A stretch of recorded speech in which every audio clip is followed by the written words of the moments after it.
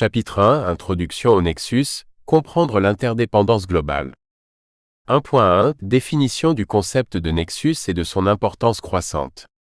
Une définition du concept de nexus et de son importance croissante. Le concept de nexus provient du latin et signifie connexion ou lien. Dans le contexte moderne, il désigne un réseau complexe d'interactions et d'interdépendance entre divers systèmes naturels, sociaux et économiques. À mesure que la mondialisation progresse et que les défis liés à la durabilité deviennent plus pressants, le nexus devient un cadre fondamental pour comprendre les relations étroites entre ces systèmes. 1.1.1 Comprendre le nexus. Un nexus représente un point de convergence entre des systèmes qui, traditionnellement, ont été traités de manière isolée. Prenons l'exemple de l'eau, de l'énergie et de l'alimentation. Ces trois secteurs cruciaux pour la survie humaine sont intrinsèquement liés.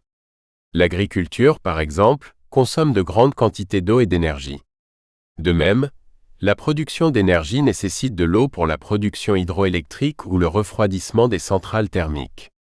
Si un de ces systèmes fait face à des perturbations, les autres en subissent les répercussions. Ce phénomène crée une vulnérabilité systémique, mais il ouvre également des opportunités pour des solutions intégrées.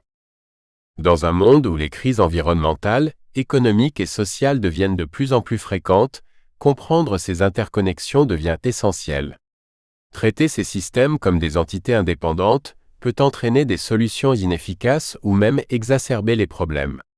En revanche, une approche Nexus favorise une vision globale et holistique qui prend en compte les interactions entre ces systèmes pour éviter les impacts négatifs collatéraux et maximiser les synergies positives. 1.1.2 L'importance croissante du nexus dans un monde interconnecté. Aujourd'hui, l'interdépendance globale est à son apogée. Les flux de biens, de services, de capitaux et d'idées circulent à une vitesse jamais atteinte auparavant. Cette complexité croissante est due à plusieurs facteurs: la mondialisation, les avancées technologiques et l'urbanisation rapide. Les défis du changement climatique, de la sécurité alimentaire, de l'accès à l'eau et de la crise énergétique nécessitent des réponses qui dépassent les solutions traditionnelles cloisonnées.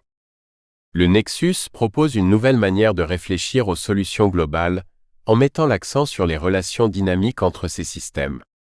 Par exemple, des politiques énergétiques qui ne considèrent pas les besoins en eau ou les impacts sur la production alimentaire risquent de provoquer des crises futures.